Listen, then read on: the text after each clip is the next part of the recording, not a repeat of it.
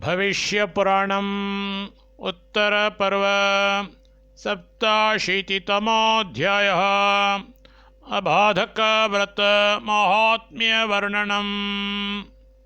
युधिष्ठिरोवाच कान्तारवनदुर्गेषु सुप्रसन्नाट्टवीषु च समुद्रतरणिदाने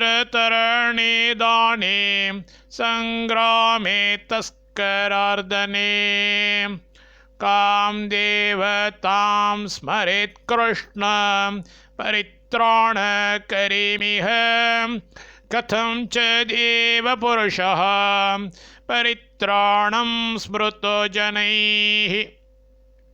श्रीकृष्णोवाच सर्वमङ्गलमाङ्गल्यां दुर्गां भगवतीमिमां नाप्नोति दुःखं पुरुषः संस्मरन् सर्वमङ्गलाम्। अलक्ष्यां लक्ष्यभूतानां संस्मरन् सर्वमङ्गलां भयं समवाप्नोति पुरुषपार्थ कुत्रचित्। यदा तां प्रति जिज्ञासुरवन्त्यमहमागतः पुरा सन्दीपनि पार्थ बलेन सह भारत।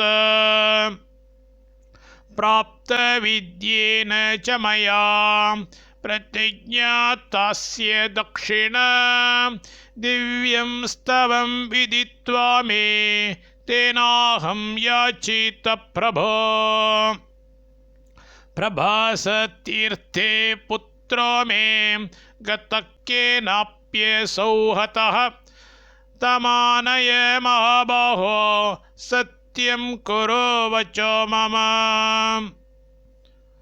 उपाध्यायस्य वचनात् वैवस्वतपुरे मया प्राप्तसन्दीपने पुत्रः समानीतक्षणादसो। दक्षिणां तामोदाहृत्य प्रस्थितौ पुनरागता स्थानमित्तत्स्वपादाङ्कं कृत्वा वां गृहमागतो। ततः प्रभृते पुत्रार्थाः पूजयन्ते जना सदा मां चैव बलभद्रं च मध्यस्थां सर्वमङ्गलाम्। वामे नारायणो हंस एवमेव च के भवेत् अबाधकं योर्चयते तृतीयं कुन्तीनन्दन। त्रयोदश्यां ते पक्षे मासि मासी यतव्रतः नक्तेनैवोपवासेन एकभक्तेन वा पुनः गन्धपुष्पैश्च मधुभिः सीधुभिश्च सुरासवैः मृण्मयीं काञ्चनीं वापि कृत्वा प्रतिकृतिं तु यः यक्षगन्धबलिक्षेपैः पल्लौदनसंसृजैः योऽभ्यर्चयति राजेन्द्र सर्वपापैः प्रमुच्यते। भर्तृसहिता स्वर्गलोके महीयते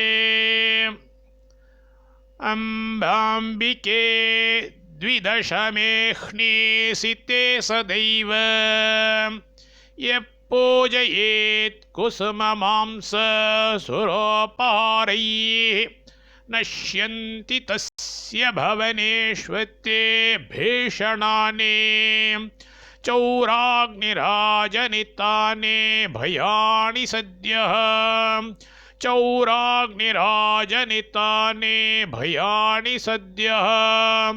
इति श्रीभविष्ये महापुराण उत्तरपर्वणि श्रीकृष्णयुधिष्ठिरसंवादे अबाधकव्रतवर्णनं नाम 87तमोऽध्यायः।